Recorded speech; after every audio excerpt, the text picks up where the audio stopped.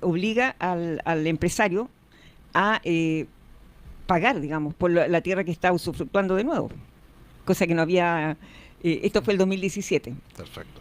Y entre medio es que ellos ven el terreno, la comunidad de Julia ve que está vacía de nuevo el lugar. Pues imagínate, habían conocido esta comunidad extranjera para ellos, digamos, extraña al territorio, pero y se hablaron y intercambiaron. Incluso hay un documental que hicieron ellos, que después te lo mando, que va registrando estas experiencias de cómo se encuentran comunidades mapuche que eran más avanzadas en la recuperación de la lengua, con esta otra que era, como te digo, estaba más como intimidada por la situación que habían vivido históricamente.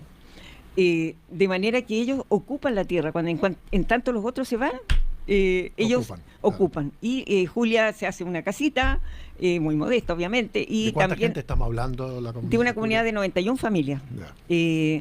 Por tanto, ellos mantienen su organización, hacen un acta, ¿no?, en que le comunican a CONADI. Nosotros seguimos reivindicando esta tierra y ahora la estamos ocupando. En fin, es una tierra de CONADI, por tanto, una tierra ancestral nuestra. Igual ellos seguían sin derechos de agua, sin el lugar cercano. Claro, pero ellos estaban acostumbrados porque habían vivido siempre así, ¿entiendes? Entonces, para ellos no era novedad lo que pasaba y no tenían seguramente la cantidad de animales que tenían los otros. O sea, Julia tenía animales, pero te ves tú que había una yunta de bueyes, habrá habido algunas vacas, más que nada huerta. Y ella lo que le interesaban los bosques, que cuidar los bosques, cuidar que no se acabara el agua, y por eso estaba atenta a que no llegaran las forestales a talar, porque ellos saben, digamos, cuando llegan las forestales, ¿qué hacen primero? Talar.